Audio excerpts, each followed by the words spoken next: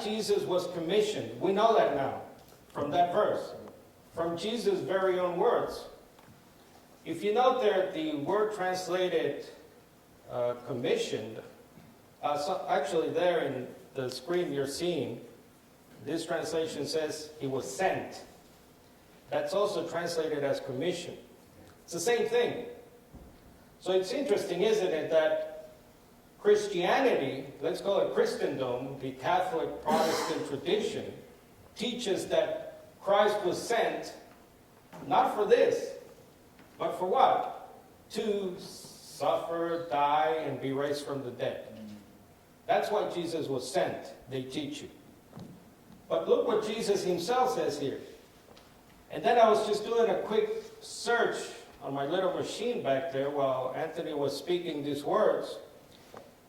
And Jesus says to the 70 or 72, remember the disciples he sends out, in Matthew 10 and Luke 9, what did he say to them? Go, I sent you, I commission you to tell people that I'm going to suffer, die, and be raised from the dead? No. He actually told them pretty much verbatim these words. Go and preach that the gospel of God is near. So that's in Matthew 10 and Luke 9. Isn't that interesting? So they're not preaching Christ is going to die for us. You know. Now, obviously, we're not saying that that's not important.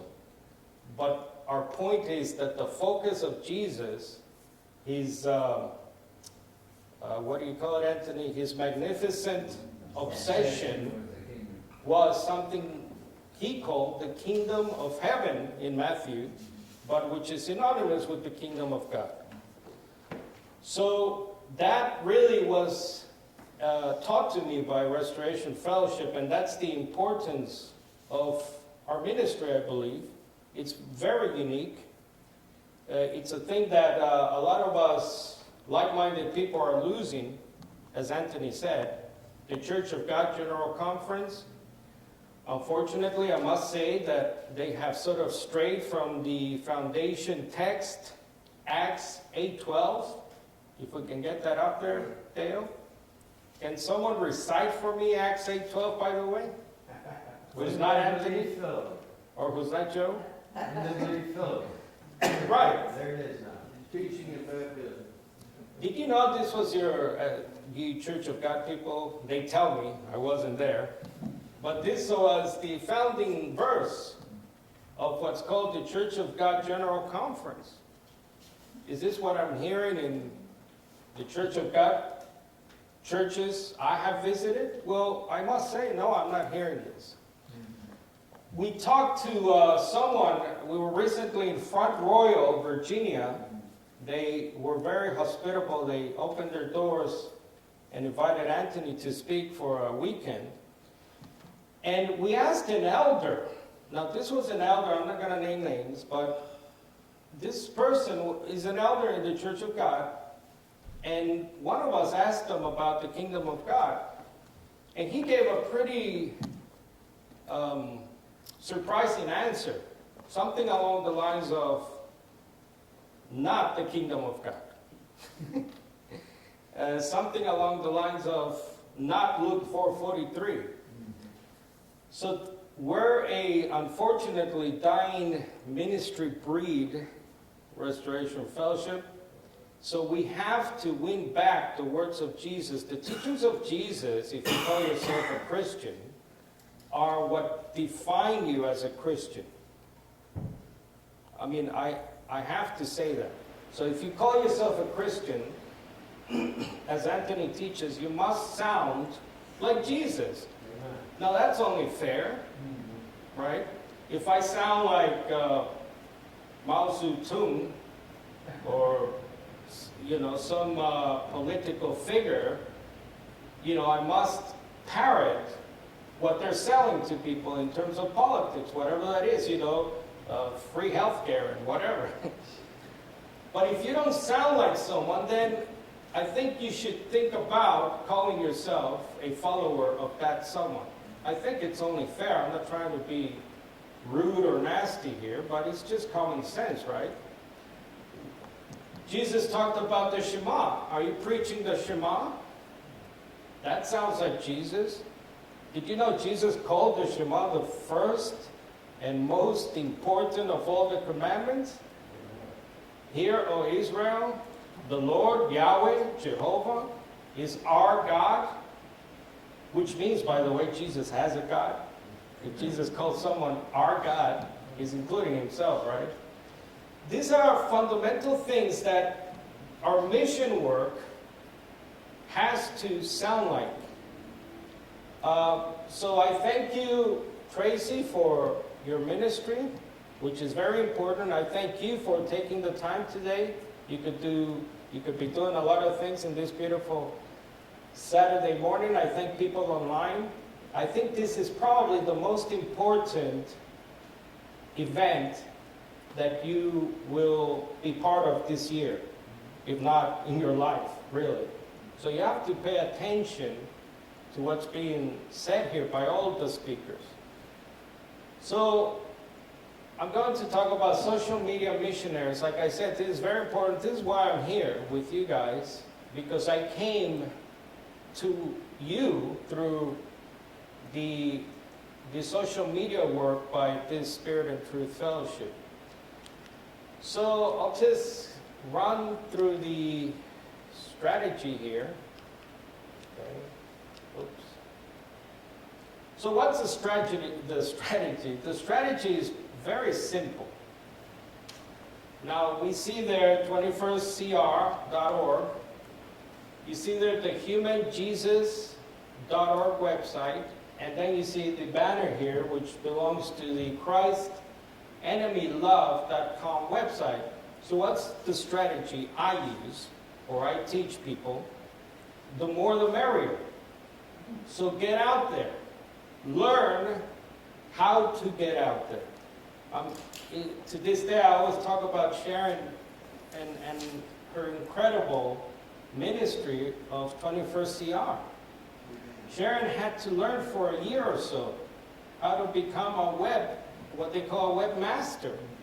And she did that, later in life. We're not so young anymore, but she's quite incredible. She's quite a testament to this church, Higher Ground.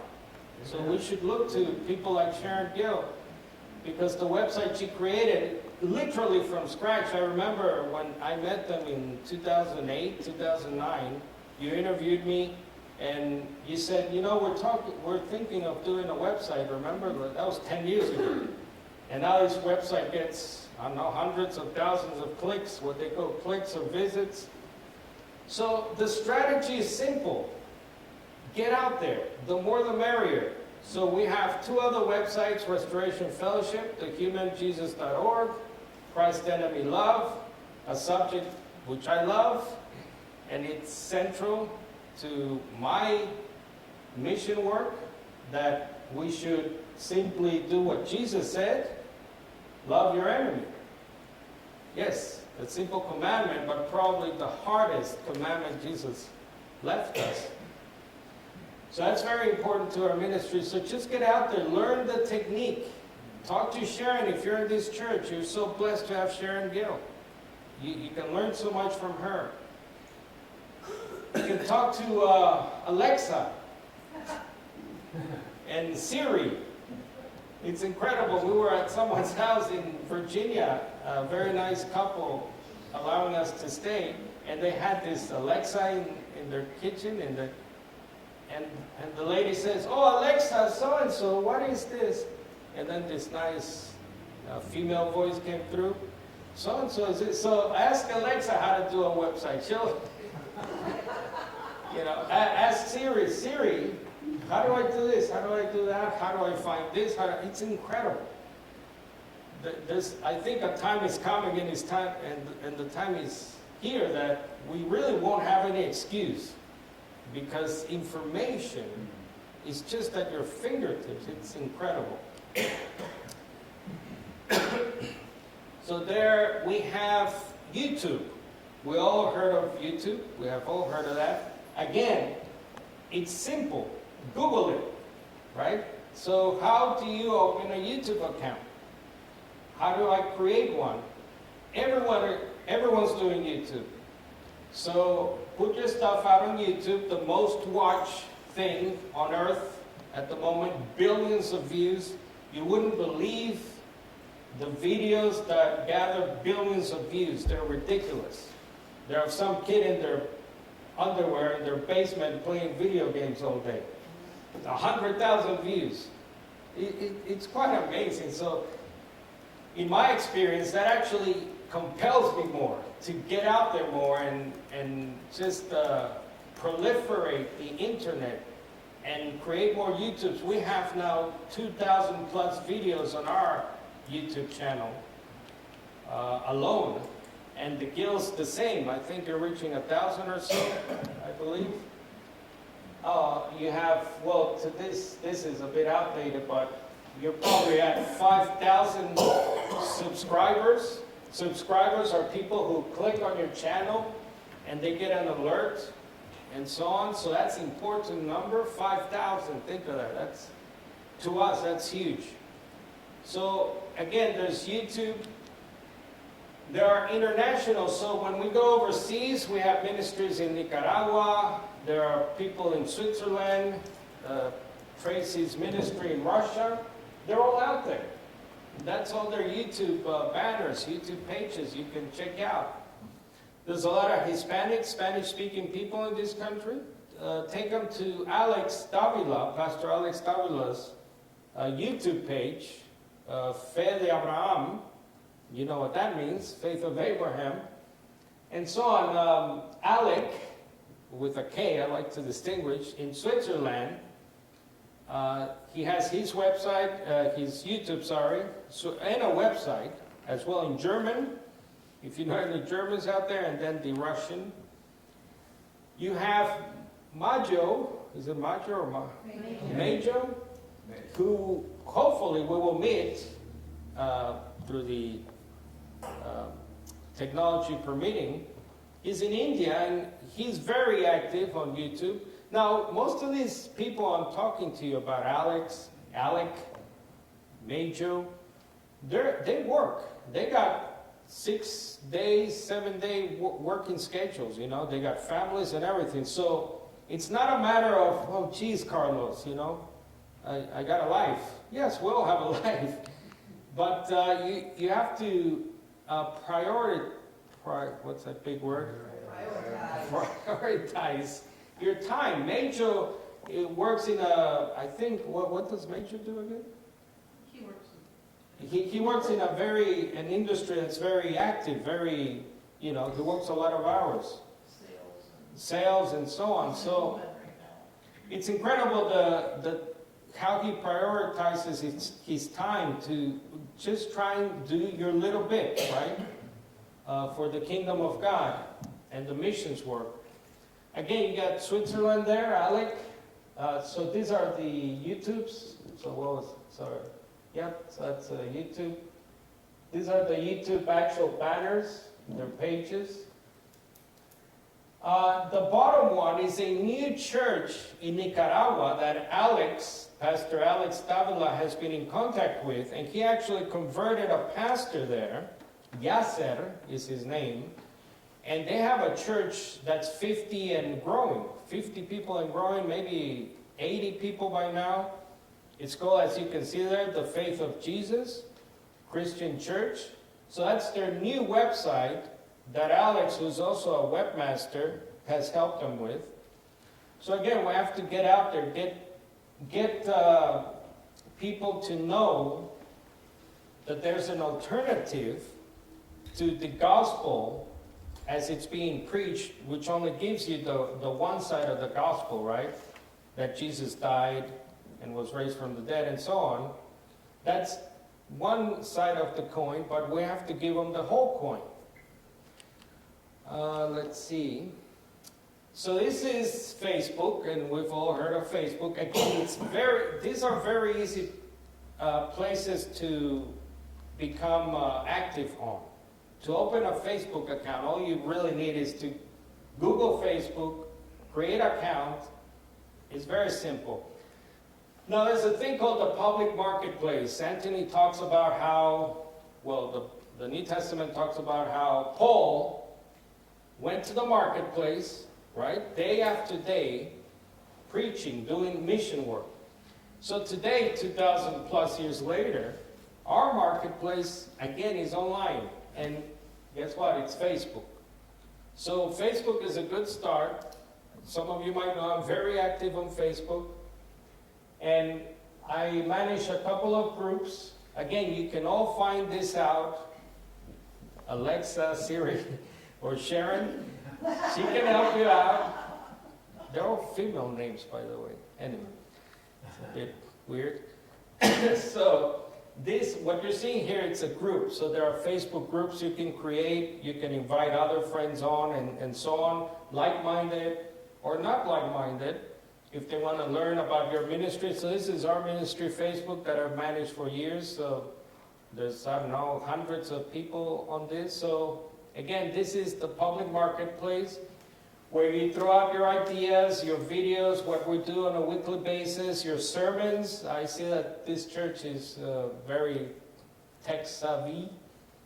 Your computers and everything. You film all your sermons. It's important to get our sermons out there, Tracy. It's important to get what you're teaching out there, because what you're teaching is special. You don't believe how special it is, the work you do for the kingdom of God and the human Messiah. So it's integral that people hear what you're saying on a weekly basis. If you're an elder, if you're a pastor, if you're a teacher, Tracy, we have to get our voice out there. Let's not get depressed, although it's hard not to when you see the guy in the underwear playing video games get 1 million views a day, and you're proud of yourself when you get 100 views on our Sunday sermon. But we have to keep doing this, right? For the kingdom of God. There are little things I have come up with. This is just for your, the word I'm trying to find is, an example of what I do, use as you wish, but obviously I have a great weapon, who I call Anthony Buzzard. Sir Anthony, sorry. So it's a great exposure there. So I've been using Sir Anthony, if you will, to do Q&A. So a lot of people, we get emails, by the way. Let me talk about the emails before I forget. So all this stuff will hopefully get traffic your way. What is that? So the 21st CR, the Facebook pages, the focus on the kingdom, the websites, that hopefully the point is to stimulate traffic. So by that I mean people contacting you. Hey, I just checked out this. Is this your website? Or is this Sir Anthony? Is this Dan Gill? I read this article. I found it interesting. Every day of the week. And not just from the U.S., internationally.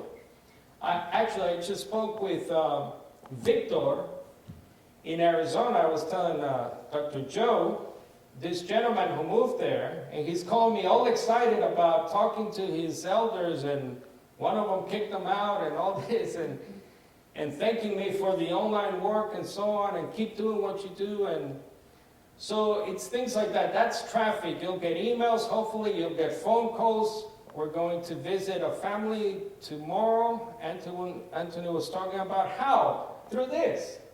That's the point. That people will hear, see your stuff, contact you. You wouldn't believe the times of, is there a local fellowship? I'm in New Mexico. I'm in Germany. I'm in the UK. Anyone in the UK? I live near so-and-so. People are hungering for fellowship. So you are so privileged, Higher Ground Church. You actually have a church, by the way, because I grew up in home churches. I'm still in a home church, 12, 13 years, and you got a building. It's incredible. It's a beautiful building. So you are so privileged, you are so spoiled, you wouldn't believe. But when you're alone, right? When you're alone and you come into this fresh, you are so excited, so, as we say, on fire for the gospel and the human Jesus. Wow, Jesus is not God. You're so excited. You have to feed the flame. We have to be there for people. We have to feed the sheep. And this guy in Victor, he's alone. And he calls me now and then. He works. Again, he's a very hardworking guy, 7 days a week. He's in construction. He has no one. So, great, Victor, keep calling me. I'll let you know. Unfortunately, Dr. Joe, Steve Taylor is too far. He's in Yuma. Oh, that's about 80 miles away. Yeah, so he's too far, unfortunately, Yuma, Arizona. But again, you wouldn't believe how many people are out there alone and starving for fellowship. Fellowship is so important, and elders, we are so important. Teachers, we are so important. And we have to keep in touch with people. If they don't keep in touch with us, reach out to them. We have a young guy in our neighborhood, in our church. He lives an hour plus away, and I'm working with him to come and fellowship when he can. Obviously, he's very young. He's got some health issues. But again, you have to do this on a daily basis, really. So again, Q&A. This is just a little thing I came up with. So we do this now on a bi-weekly basis, and again, this is so integral to the missions work. Because mission is also about Q&A. Ask us stuff, or I'll ask you stuff, and so on. So we try and keep this going, and we've done a lot of them. I had a thing called Quick Bites, which I don't do anymore, because we're doing so many other things. But again, these are ideas for you to think about doing, with yourself even. Right? If you get out there and do your own videos, as I have done. Again, I got a great weapon, so I have to use them, Sir Anthony. So over the years, we've had very big names, notable names in the scholarship world. Dr. James McGrath and Dr. Larry Hurtado, which are very well-known names. So we did a couple of sessions. Zoom is that's my favorite sort of, it's like Skype, but this is, to me, better than Skype. It's called Zoom Video Webinar, which I hope will work today. And it's a two-way conversation. It's very interactive. And what I love about it is that other people can come in and they can also speak to the speakers. So we did some sessions that, again, this is the purpose of this. It's not just to say, wow, we got so-and-so, we got Dr. whatever. No, the purpose is the audience. Your focus is the audience, right? So we do that too. The audience, the debate. So I finally threw myself into the debating pool. It's like this, testing the water with my little toe, the debating water pool. But finally, I just got so sick of hearing there are multiple Yahwehs. 2 Yahwehs, a third Yahweh. The Son is the second. What? And these people are selling this, and I'm hearing this in debates. And again, I do agree with Dale. Debate is mission work. Because, again, your audience is the important factor. People say, why do you debate? Carlos, you're not going to convince your opponent. I hear that a lot. Debates are not for your opponent. Debates are not for you there to convince your opponent. I mean, if it happens, thank God. But debates are, like Del was saying, to stimulate your audience into thinking. So I've finally done it. I plunged in, and I've had 3 debates so far this year, which was a lot. I shouldn't have done that, but put my poor wife through it too. So, but, and there, so I do that as well, and I think that's very important for the mission work. Does the Old Testament teach the Trinity? I was sick of hearing it does. I was sick of hearing the affirmative. Does the Bible teach God is three persons? Sick of that. Where does it say that? Did Paul teach Jesus is God? Now, as you can see from the questions, I'm trying to get very focused debate questions now. Not just too broad, too general. You'll lose your audience. Try and get focused questions. So I have some tips here. Debate strategy. What's your purpose? So first thing, what is the purpose? Why do you want to debate? And obviously, my purpose is to preach the sound doctrine. In this case, that God is not a Trinity, or that Jesus is not God. That's all part of, that's a Pauline phrase, by the way, the sound doctrine. What will be your focus? Again, your audience, not your opponent. That's the focus of debates. That's why you should feel compelled to debate, because you want to do that type of mission work. Choose wisely. I think Dell spoke to this very well. Seek qualified, serious, and experienced opponents.